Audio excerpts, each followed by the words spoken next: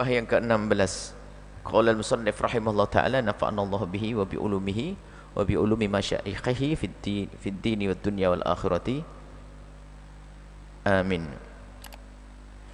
Kaifa yatasawwaru ay yahjubahu syai'un wa huwa alladhi adhhara kulla syai'in. Allah Subhanahu wa ta'ala, kita bicara tentang iman kepada Allah. Untuk bagi ashabul arbabul uqul atau ulin nuha, orang yang menggunakan akal cerdasnya berfikir. Kemarin sudah kita bahas filosof, lihat. Di saat melihat semesta, mereka pada kesimpulan bahwasanya ada yang menciptakannya. Sesuai dengan apa yang diyakini ahli iman. Semua ada yang menciptakannya. Artinya ciptaan Allah ini akan menghantarkan bagi orang yang berfikir untuk bisa kenal Allah Subhanahu wa ta'ala. Artinya jangan sampai ciptaan ini menjadi penghalang kita untuk kenal Allah. Sebab kalau kita menggunakan akal pikir kita, justru ciptaan inilah yang menjadikan kita bisa kenal Allah Subhanahu wa ta'ala. Maka jangan sampai yang semestinya menjadikan kita kenal malah menjadikan hijab pembatas antara kita dengan Allah. Dan alangkah banyaknya manusia tertipu yang semestinya dunia ini kendaraan menuju kepada Allah, akan tapi ternyata dunianya menjadi penghalang antara dia dengan Allah. Tertipu dengan dunianya, asyik dengan dunianya, sehingga dia terhenti kepada dunia, tidak sampai kepada Allah Subhanahu wa ta'ala. Maka mengherankan jika ada seorang hamba yang semestinya dunianya ini untuk sampai kepada Allah. Karena ingat kemarin sudah kami sampaikan, tidak ada sesuatu dari dunia yang diberikan oleh Allah kepada seorang hamba kecuali karena Allah menghendaki kemuliaan kepada hamba tersebut untuk menjadikan dunia dan apapun yang diberikan oleh Allah untuk mendekatkan diri kepada Allah Subhanahu wa ta'ala. Yang diberi kekayaan sesungguhnya Allah telah memberikan bekal untuk meluncur dengan cepat kepada Allah. Yang diberi kekuasaan pun demikian, yang diberi kekuatan pun demikian. Tapi yang menjadi masalah, menjadi problem besar adalah yang karunia Allah harta yang semestinya bisa digunakan meluncur menuju ridha Allah, akan tapi justru menjadi penghalang. Dia tertipu dengan dunianya, dia bermaksiat kepada Allah, dia menggunakan dunianya untuk kesenangan yang tidak menghantarkan kepada kebahagiaan di akhirat. Ini banyak orang tertipu. Maka kaifa yatasawwaru, ini mengherankan. Bagaimana akan terbayang ayyahjubahu syai'un, akan terhalang, ayyahjubahu syai'un, akan menghalangi seorang hamba itu sesuatu. Bagaimana dunia itu akan menjadi penghalangmu kepada Allah? Wa huwa alladhi adhara kulla syai', padahal Allah lah yang menjadikan semuanya ini tampak. Kok bisa kamu lupa kepada Allah gara-gara dunia yang Allah berikan kepadamu? Padahal yang memberikan dunia kepadamu adalah Allah. Setelah Anda mendapatkan hadiah, Anda tidak pernah pengen tahu siapa memberikan hadiah. Oh, hanya menikmati bagusnya hadiah. Bahkan tidak rindu untuk berterima kasih kepada yang beri hadiah. Anda tertipu. Mestinya Anda renungi, berpikir siapa yang memberi hadiah, kan begitu. Yang memberi hadiah ini, yang memberi adalah Allah, kan begitu. Yang memberi dunia adalah Allah, memberikan kekuatan kepada kita Allah. Maka jangan sampai kita lupa kepada yang memberi gara-gara pemberiannya. Terlena. Ada orang ngasihkan kepada Anda sesuatu uang, lalu ada, oh bagusnya, orangnya di depan Anda masih Anda biarkan, enggak pakai sopan santun, enggak ucapkan terima kasih. Wah bagusnya, Masya Allah. Ah, kurang ajar benar nih orang. Kamu kenal enggak dengan ini? Enggak. Kurang ajar. Yang ngasih kamu adalah itu. Ini gambaran saja urusan dengan manusia. Dengan Allah pun demikian. Jangan sampai dunia, semesta, kekayaan, pangkat yang Allah berikan kepadamu ini menjadi penghalang. Karena apa? Yang berikan pangkat kepadamu siapa? Allah. Yang berikan harta kepadamu siapa? Allah. Maka ini dikatakan kaifa yatasawwaru ayyahjubahu syai'un. Gimana kebayang bagi orang yang berfikir itu? Gimana bisa membayangkan orang berfikir itu kalau yang namanya dunia ini menjadi penghalang antara dia kepada Allah? Karena orang berfikir cerdas tahu dunia ini dari Allah. Enggak boleh jadi penghalang. Kaifa yatasawwaru, yang kedua adalah bagaimana kebayang ayyahjubahu syai'un, segala sesuatu menjadi penghalang. Wa huwallazi dhahara bikulli syai'. Allah dhahar bikulli syai'. Allah tampak bikulli syai', bersama segala sesuatu. Artinya begini, orang yang cerdas berpikir menggunakan akalnya, lihat, dia melihat rapinya semesta. Kalau orang cerdas, kalau Anda melihat jarum jam berputar itu, Anda cerdas, orang berpikir, apakah cukup mengagumi, oh setiap menit tik tik tik putar? Hanya Anda memikirkan tentang berputarnya jarum, ada angka-angkanya. Anda tidak cerdas, Anda tidak ngerti. Bukan itu tujuannya. Ada jarum, di dalamnya ada mesin bergerak, tik tik tik tik bunyi, kemudian berputar jarumnya. Ini tujuannya untuk apa sih? Bukan untuk kau cermati, oh angkanya ada 1, 2, lo itu 12, 11, wah kamu sakit. Ada yang dimaksud dari ini semua, yaitu menunjukkan waktu. Semuanya orang tahu itu. Nah ini Pak, jadi semua, jadi yang kalau kita ngelihat jam itu dengan gerakan di dalamnya, macam-macamnya, bintik-bintik, semua ada maksudnya. Ada maksudnya dari ini semua. Jadi setiap dari 12 ke 1 ini ada 5 barit, itu ada maksudnya semuanya. Dan semua di dalamnya itu ada jarumnya, ada pirnya, ada semuanya, itu ada maksud. Maksudnya sederhana, yaitu apa? Untuk menunjukkan waktu. Nah kalau Anda tidak sampai kepada pemahaman untuk menunjukkan waktu, nggak ada artinya itu bunder, ada angkanya, saya bisa buat. Nah sama, di saat seorang cerdas melihat semesta ini, berputarnya alam dan sebagainya, kemudian segala macam yang kita miliki, kok ada mata ini, ada bulu depan bulu mata ini, coba dicukur, bulu matanya dicukur, mata sudah tidak enak. Karena memang Allah ciptakan ada maksud itu semuanya. Tapi ingat, jangan salah, bukan Allah itu ingin melakukan sesuatu ada sebabnya. Ini namanya illah al-ghaiyah. Ada sebagian orang yang salah memahami tentang makna ini. Jadi Allah itu kalau ingin melakukan sesuatu karena didorong oleh hajatnya. Oh, enggak begitu. Artinya kita memahami bahwasanya semesta yang rapi ini, ya, yang rapi ini, kemudian matahari, bintang, lihat matahari terbit pagi hari untuk menumbuhkan tumbuhan agar dedaunan nanti bisa dengan matahari agar semakin. Kemudian kalau kita pergi ke taman bunga, Anda melihat Masya Allah bunga yang semerbak wangi. Dari mana Anda bisa menemukan wewangian tersebut? Coba Anda ambil bunganya lalu Anda hancurin, malah busuk baunya, bau nggak enak, bau langu, bau nggak enak. Dari mana bau wangi itu? Lihat, siapa yang membuatnya? Adalah Allah Subhanahu wa ta'ala. Kalau lihat kita di lautan bagaimana, nggak pernah ada yang ngasih makan, tapi ternyata kok ada ikan kecil, kemudian ikan kecil makan ikan besar, semuanya ini lihat ada aturannya. Semua di dalam diri kita, tubuh kita ini semuanya dan dibuatnya ini semua. Kok bisa rapi? Matahari berputar mengikuti garis edarnya, nggak benturan dan sebagainya. Nggak benar kalau orang mengatakan itu kebetulan. Oh, kebetulan mata saya, alis saya di sini, kok kebetulan semua orang alisnya di situ. Allah yang punya kehendak menciptakan seperti itu. Jadi kalau kita seperti ini, kemudian bulan, bintang, itu tentu ada yang mengatur, ada yang membuatnya. Jangan seperti sebagian orang yang mengatakan itu ada, bukan sebagian orang, ada orang yang tidak paham, ateis yang mengingkari adanya sang pencipta. Itu semua karena kebetulan. Lagi-lagi dia tidak paham tentang kebetulan. Pernah kami contohkan di sini, orang main badminton saja, kalau dia melempar koknya kena net lawan, kemudian masuk ke wilayah lawan, itu dapat poin 1. Kalau saya bisa melakukan 15 kali, saya jadi juara. Biarpun pemain internasional pun kalah dengan saya. Kalau saya bisa membuat setiap saya melempar kok kena net, kemudian masuk ke sana, dapat poin 1. Mereka nggak bisa ngelawan saya.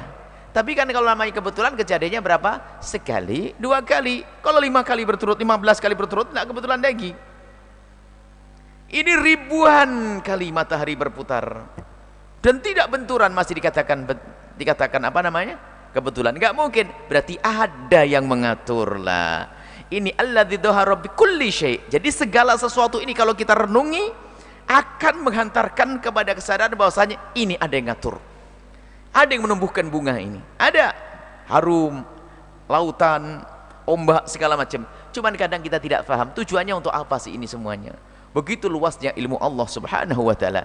Kaifa yatasawwar ayyahjubahu syai'un walladhi dhahara fi kulli syai'. Bagaimana akan terbayang semesta dunia ini menjadi penghalang, padahal Allah alladzi dhahara fi kulli syai', Allah tampak pada segala sesuatu. Ingat, jangan masuk kepada keyakinan yang salah, keyakinan hulul. Allah ada pada segala sesuatu. Allah mewujud fi kulli makan, itu enggak benar. Allah bukan ada pada setiap tempat. Akan tapi dhahara fi kulli syai' maknanya apa? Allah tampak dalam segala sesuatu. Lihat, orang yang sudah sampai kepada pemikiran yang benar dan sadar menggunakan akalnya, dia tidak melihat sesuatu kecuali Allah ada di dalamnya. Maksudnya apa? Dia faham langsung kenal Allah. Jadi jadi gini, lihat gunung tidak kelihatan gunung, memang dia lihat gunung, tapi tafakurnya sudah langsung, tidak pakai tempo, tafakurnya langsung gunung. Oh subhanallah, Allah yang dilihat. Allah ngelihat gunung, bukan Allah di dalamnya. Lihat gunung langsung subhanallah, lihat cacing, lihat ulat, subhanallah, langsung dia ingat Allah. Jadi tidak melihat sesuatu kecuali melihat Allah ada di situ, bukan Allah berada di situ. Maksudnya apa? Mengingatkan dia kepada Allah, tembus pandangnya langsung kepada Allah. Jadi bukanlah lihat dunia, kagum, makanya namanya tafakkur. Masih ingat, tafakkur itu bukan khayal. Tafakkur harakatun nafsi fil ma'kulat, menggunakan akal pikir kita kepada sesuatu yang makul, urusan yang dipikirkan oleh akal. Kalau khayal itu urusan fisik, mohon maaf. Kalau seseorang, kadang-kadang ini ada seorang santri yang ngaco, saya mau ngelihat perempuan telanjang agar saya bisa tafakur. Oh gila, itu bukan tafakur, khayal. Tafakur itu bukan lihat manusia fisik yang membangkitkan syahwat, bukan. Kalau bicara tentang organ tubuh, berpikir subhanallah, Allah menciptakan organ tubuh ini. Berpikir bagaimana dengan organ semacam ini, Allah menciptakan dari sini begini. Itu tafakkur. Lah kalau santri ngantuk tadi yang ngomong saya pengen lihat perempuan, alasannya pengen tafakkur, itu bukan tafakkur. Sebab itu khayal. Tafakkur itu adalah bukan melihat zatnya seperti itu, akan tapi langsung sambung kepada Allah subhanahu wa ta'ala. Apapun yang dilihat dari mata, subhanallah, ada bebasahan terus. Kalau basahnya diambil oleh Allah saja nggak bisa kedip kita. Kalau anda tidak punya ludah, tidak tahu bagaimana kisah mulutmu. Semuanya ini adalah Allah ciptakan. Kita renungi ini bahan tafakkur, sehingga tidak melihat sesuatu kecuali melihat Allah di dalamnya. Maksudnya langsung sambung kepada Allah subhanahu wa ta'ala. Bukan Allah tinggal di dalam diri kita, bukan Allah berada di tembok-tembok, bukan. Akan tapi menyambungkan kepada Allah subhanahu wa ta'ala. Kaifa yatasawwar ayyahjubahu syai'un huwa alladhi dhahara li kulli syai'. Bagaimana akan semesta ini menjadi penghalang, manusia dan isinya menjadi penghalang, padahal walladzi dhahara likulli syai', sementara Allah telah tampak untuk segala sesuatu. Likulli syai', segala sesuatu. Artinya begini, yusabbihu lahu ma fis samawati wal ardi, telah bertasbih semua yang di semesta langit dan bumi. Semuanya ini adalah kenal Allah subhanahu wa ta'ala. Semua kenal Allah, semesta kenal Allah. Sampai kalau kita mendengar berita dari Nabi SAW, kisah Nabi tentang pelepah korma yang biasa disandari oleh Nabi SAW, akhirnya menangis. Dia kenal Nabi dan kenal Allah subhanahu wa ta'ala. Dan semua semesta ini patuh kepada Allah subhanahu wa ta'ala, kecuali manusia yang punya berakal ini kadang dengan kesombongannya tidak patuh kepada Allah subhanahu wa ta'ala. Jadi semua ini bertasbih, hanya kita tidak pernah mengerti bagaimana tasbihnya burung, bagaimana tasbihnya pepohonan, bagaimana tasbihnya ikan. Semuanya bertasbih kepada Allah subhanahu wa ta'ala. Jadi semuanya kenal Allah. Allah tampak kepada mereka. Jadi ikan kenal Allah, semuanya kenal Allah. Dan manusia pada dasarnya, fitrahnya pun mencari Allah. Cuman kadang dikuasai oleh kesombongannya, sehingga ia ingkar kepada Allah subhanahu wa ta'ala. Manusia, fitrah manusia semua mencari Tuhan. Coba kalau anda pergi ke hutan belantara, di sana ada komunitas, gerombolan kaum, gerombolan manusia, lihat apakah mereka menuhankan sesuatu? Pasti ada mereka yang dituhankan. Mungkinnya dituhankan kepala sukunya, dituhankan pohon besarnya, dituhankan matahari, ada. Jadi semua manusia berakal dan fitrah sehat, fitrahnya itu mencari Tuhan. Artinya Allah menampakkan dirinya untuk semua ciptaannya. Hanya kadang-kadang sang ciptaan tersebut namanya manusia dikuasai oleh kesombongannya, sehingga tidak pernah menemukan sang pencipta. Kalau diajak dialog, jalan, tapi ternyata mengingkari. Apakah ini ada menciptakan? Oh ada. Setelah dia yang menciptakan siapa? Tuhan. Mereka enggak, itu terjadi dengan sendirinya. Maka orang ateis saja yang gila dia, yang tidak percaya adanya sang pencipta. Nah, jadi fitrah manusia semuanya mencari Tuhan. Dan fitrah ciptaan dan semua ciptaan Allah itu kenal Allah. Kenal Allah, semuanya kenal Allah. Kecuali manusia dan jin yang dikuasai dengan kesombongan. Manusia dan jin dikuasai oleh kesombongan, maka menjadi tidak kenal Allah. Biarpun di saat dialog dengan akalnya dia kenal Allah, tapi ternyata pengingkaran dalam hatinya karena ditutup oleh kesombongannya, menjadi tidak kenal Allah Subhanahu wa ta'ala. Nah ini jadi tampak, jadi semua makhluk kenal Allah dan bertasbih, termasuk manusia pada dasarnya semacam itu. Semua manusia fitrahnya mencari Tuhan. Cuma kadang waktu mencari Tuhan dia menuhankan sesuatu. Karena tidak ada bimbingan, maka ada yang menuhankan matahari, ada yang menuhankan api, menuhankan pohon besar. Akan tapi pada dasarnya mereka mencari Tuhan, maka perlu bimbingan. Allah berikan akal agar berpikir, masa Tuhan kayak api, masa Tuhan kayak matahari yang sesaat tampak, sesaat tidak, masa Tuhan seperti ini? Bukan. Maka dibimbing oleh akalnya untuk bertafakkur. Kemudian setelah itu ada wahyu yang memberikan tahu bahasanya Tuhanmu adalah Allah. Jadi pada dasarnya semua makhluk ini akan sujud kepada Allah, tasbih kepada Allah, kenal Allah Subhanahu wa ta'ala. Innamad dhaharu likulli syai'. Kaifa yatasawwar ayyahjubahu syai'un wa huwa dhahiru qabla wujudi kulli syai'.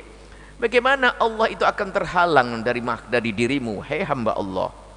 Sementara apa? Allah itu al-zahir yang maha jelas, qabla wujudi kulli syai'. Artinya apa? Semesta ini semula adalah tidak ada, lalu menjadi ada. Jadi sebelum adanya semesta, Allah maha ada. Bagaimana yang maha ada kok menjadi tidak ada gara-gara sesuatu yang semula tidak ada lalu diadakan oleh Allah? Aneh. Yang ada secara dzati adalah Allah. Allah ada dzati, Allah maha ada. Sebelum menciptakan manusia, sebelum menciptakan semesta, Allah maha ada. Baik, semua selain Allah adalah mula-mula tidak ada. Kemudian setelah itu, setelah Allah yang maha ada kemudian mengadakan semesta ini, bagaimana sesuatu yang semula tidak ada lalu diadakan Allah menjadi menutup kita untuk kenal zat yang maha ada? Aneh. Maka ini adalah ungkapan-ungkapan keanehan bagi orang yang berpikir. Aneh sekali kalau kamu ternyata dari tidak ada, atau dunia yang semula tidak ada lalu diadakan oleh Allah, lalu kamu menjadi tertutup dari zat yang maha ada. Lanjutannya adalah kaifa yatasawwaru ayyahjubahu syai'un wa huwa adhar min kulli syai'. Bagaimana kebayang tertutup Allah itu dari dirimu, sementara Allah itu adalah adhar min kulli syai', sangat lebih jelas dari segala sesuatu. Karena apa? Semuanya selain daripada Allah, keberadaannya adalah bukan dzati, akan tapi aridi, atau diadakan oleh Allah. Zat yang maha ada hanya Allah. Selain Allah ada karena diadakan oleh Allah Subhanahu wa ta'ala. Maka lihat, dari yang ada secara dzati dibanding dengan ada yang diadakan, maka makna yang lebih jelas tentu semua orang faham dengan akalnya. Yang jelas adalah yang ada secara hakiki, secara dzati, yaitu Allah. Adapun semesta semuanya karena ada diadakan oleh Allah. Tidak mungkin yang adanya diadakan mengalahkan dengan sesuatu yang adanya adalah dzati, yaitu Allah Subhanahu wa ta'ala. Kaifa yatasawwaru ayyahjubahu syai'un wa huwal wahidul ladzi laisa ma'ahu syai'. Bagaimana akan terhalang, bagaimana seorang hamba terhalang untuk kenal Allah, sementara Allah itu maha tunggal. Maha tunggal.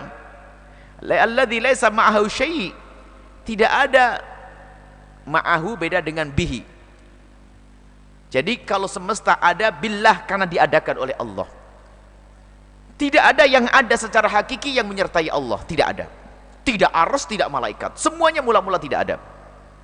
Jadi yang ada Allah, kemudian setelah itu Allah mengadakan malaikat, mengadakan semesta. Jadi yang lain semesta ada billahi, karena diadakan dengan Allah, diadakan oleh Allah. Kalau ma Allah, tidak ada yang menyertai keberadaannya dengan Allah. Sebab yang ada hanya Allah yang maha tunggal. Allah maha tunggal. Semuanya mula-mula tidak ada. Baik, bagaimana yang ada hakiki hanya Allah kok? Yang ada hakiki hanya Allah. Bagaimana yang adanya tidak hakiki menjadikan engkau tidak bisa melihat yang ada dan hakiki? Semesta, kekayaan, semua yang ada ini adalah ada, tapi adanya adalah diadakan oleh Allah. Yang maha ada hanya Allah. Yang maha tunggal, tidak ada duanya. Semuanya selain Allah adalah diadakan. Bagaimana bisa terjadi sesuatu yang diadakan oleh Allah menjadi menghalangi Allah? Kaifa yatasawwaru ayyahjubahu syai'un wa huwa aqrabu ilaika min kulli syai'? Bagaimana Allah terhalang darimu sementara Allah sangat dekat, lebih dekat daripada segala sesuatu. Allah yang paling dekat. Sampai dikatakan lebih dekat dari hablil warid, tulang urat leher ini. Lah, kedekatan maknanya bagaimana? Kedekatan, kalau bertanya bagaimana Allah dekat, bukan dekat hissi, bukan dekat tempat. Kalau Allah tidak memerlukan tempat, akan tapi begitu dekatnya Allah dengan diri kita, begitu dekatnya Allah dengan diri kita, lebih dekat daripada sesuatu yang paling dekat dengan kita. Ada pertanyaan bagaimana memahami makna ini? Memahami makna ini adalah asalkan kau jauhkan dari makna kedekatan fisik, maka kau akan faham makna ini. Bukan berarti makna dekat, oh dekat begini, dekat, itu fisik. Allah bukan jauhar. Allah tidak seperti apapun yang kau ketahui tentang apapun yang bisa dekat kepadamu. Jadi Allah bukan butuh tempat. Jadi bukan dekatnya tempat lalu duduk dengan kita, bukan. Jadi kedekatan Allah Subhanahu wa taala bukan kedekatan fisik, bukan kedekatan tempat, karena Allah tidak memerlukan tempat. Akhirnya apa? Kedekatan Allah adalah, lihat, setiap saat Allah berikan pertolongan kepadamu, lihat. Pertolongan kepadamu untuk menggerakkan jantungmu agar berdetak seperti wajar, seperti layaknya, sehingga peredaran darahmu tetap berjalan normal, sehingga kau bisa bertahan hidup, hembusan nafasmu dan seterusnya. Kedipmu, lihat, berkeinginan kedip langsung diberi pertolongan Allah, bisa kedip, lihat, cepat sekali. Lihat, kalau orang lain menolong, mas tolong, masih perlu tempo, tapi Allah memberikan pertolongan kepada hambanya nggak pakai tempo. Memang ada pertolongan yang pakai tempo, karena memang menurut Allah belum waktunya itu diberikan. Tapi ketahuilah, kita pengen kedip-kedip, Masya Allah, langsung ngerasain enak, nafas, detak jantung, dan seterusnya. Semuanya adalah pemberian dari Allah. Begitu dekatnya Allah dengan kita. Lah, maknanya seperti itu. Bukan dekat tempat. Yang meyakini Allah dekat dengan kita dalam tempat, maka keluar dari iman. Sebab apa? Allah tidak memerlukan tempat. Kemudian, kaifa yatasawwaru ayyahjubahu syai'un walau lahu ma kana wujudu kulli syai'? Bagaimana Allah terhalang daripada semesta dan isinya ini? Padahal laulahu, kalau bukan karena Allah, ma kana wujudu kulli syai', segala sesuatu ini tidak ada. Bagaimana Allah yang maha ada lah kok terhalang dari sesuatu yang adanya pun diadakan oleh Allah Subhanahu wa taala? Ya ajaban, sungguh mengherankan. Kaifa yadharul wujudu fil adami? Kaifa wujudu fil adami? Jadi begini, yang wujud hanya Allah. Selain Allah ini pada dasarnya mula-mula adam, tidak ada. Tidak ada. Lalu diadakan oleh Allah. Maka yang harus kita yakini bahwasanya adanya kita ini bukan dari zat kita sendiri, tapi diadakan oleh Allah.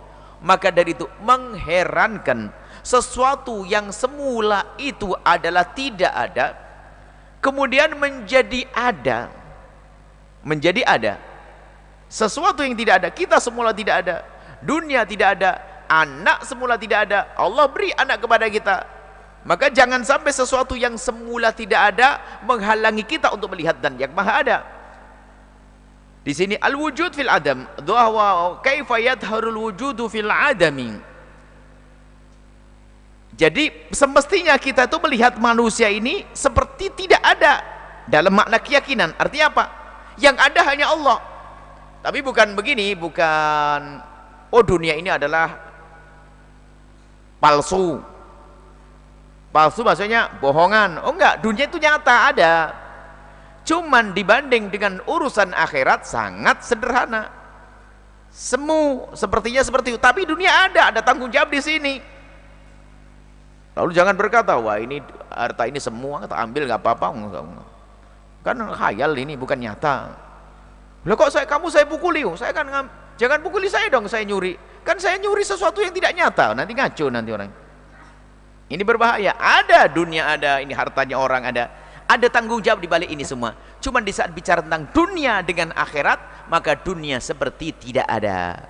Tapi dunia ini ada hakiki, ada benar, tapi keberadaannya bukan dari dzati, bukan dari zatnya dunia, tapi diadakan oleh Allah Subhanahu wa taala. Maka bagaimana sesuatu yang semula tidak ada kok berubah menjadi sesuatu yang adanya, menghalangi sesuatu zat yang maha ada, menghalangi yang maha ada, maka mengherankan. Dilanjutkan, wa kaifa yathbutul hadithu ma'aman lahu wasful qidam. Yathbutul hadithu ma'aman lahu wasful qidami. Bagaimana engkau hai hamba yang katanya punya iman kepada Allah, bagaimana sesuatu yang hadis, namanya dunia ini hadis, kok mengalahkan sesuatu yang qidam, yang dahulu. Hadis ini baru. Yathbutul hadithu, hadis yang baru, ini baru. Semesta ini baru, yang maha dahulu hanya Allah. Wa kaifa yathbutul hadithu, bagaimana sesuatu yang baru ini akan tetap, akan ada, ma'aman lahu wasful qidami, di saat dibanding dengan zat yang maha dahulu. Artinya apa? Kamu itu kan berpikir dunia ini adanya pun setelah kamu pertama tidak punya duit, kemudian jadi duit, punya duit, kemudian pohon itu dulu tidak pernah ada, kamu tanam, kemudian setelah itu ada. Ibaratnya begini, lah kok aneh, semula tidak ada kau adakan, kemudian kamu sembah. Ibaratnya begitu, menghalangi dirimu kenal Allah. Dunia kau sembah, kau tuhankan, lupa kepada Sang Pencipta. Bagaimana sesuatu yang hadis, yang baru, dunia ini menjadi kau anggap adanya secara sesungguhnya, mengalahkan sesuatu yang maha ada, yang maha dahulu. Yang baru kok bisa mengalahkan yang dahulu, itu bagaimana kisahnya? Wong yang baru ini diadakan oleh zat yang maha dahulu. Bagaimana gara-gara ada yang baru yang merupakan ciptaan, lalu kamu lupa Sang Pencipta? Sederhana, artinya begini, bagaimana sang pencipta terkalahkan dengan ciptaan? Bagaimana kamu itu? Kamu bertemu dengan ciptaan Allah, langsung lupa dengan Sang Pencipta. Aneh benar dirimu itu. Melihat dunia, kekayaan, harta dari Allah, tapi dirimu lupa kepada Allah Subhanahu wa taala. Maka Ibn Athaillah As-Sakandari pakai istilah ya'jaba, mengherankan. Maka dari itu kesimpulannya, mari kita selalu menggunakan akal kita, dibimbing oleh wahyu tentunya, agar kita merenung bahwasanya jangan sampai, kesimpulannya daripada hikmah yang panjang ini, jangan sampai dunia yang Allah berikan kepada kita ini menjadi hijab antara kita dengan Allah. Bahkan semestinya dunia yang Allah berikan kepada kita menjadi sebab pertama kita kenal Allah, kita melihat Allah di situ. Bukan melihat Allah tinggal di situ, sudah jelaskan tadi. Artinya melihat dunia yang Allah berikan kepada kita, misalnya proyek, kaya raya, alhamdulillah kenal Allah. Aku diberi oleh Allah rizki, syukur kepada Allah, langsung digunakan di jalan Allah Subhanahu wa taala. Diberi pangkat pun demikian. Jadi semua yang Allah berikan kepada kita hendaknya menjadi sebab kita semakin kenal Allah, bukan penghalang antara kita dengan Allah. Sekaligus hikam yang panjang ini isyarat alangkah banyaknya seorang hamba yang diberi oleh Allah dunia menjadi terlena, lupa dengan yang memberi. Itulah orang kufur, orang yang terkutuk, orang yang jauh dari rahmat Allah Subhanahu wa taala. Maka dari itu, semua yang ada di sini yang mendengar suara ini, lihat apa yang telah Allah berikan kepadamu. Istrimu, jangan sampai gara-gara istri engkau bekerja di tempat yang haram karena tuntutan istri. Jangan sampai gara-gara istrimu engkau melakukan yang Allah murkai. Jangan-jangan gara-gara suamimu, itu karunia dari Allah. Jangan-jangan gara-gara mencari dunia lalu engkau meninggalkan sholat. Jangan-jangan gara-gara mengejar pangkat engkau langgar Allah subhanahu wa ta'ala. Akan tapi jadikan semua yang Allah berikan kepadamu ini kendaraan, sarana, tangga untuk menuju pada ridha Allah subhanahu wa ta'ala. Wallahu a'lam bissawab.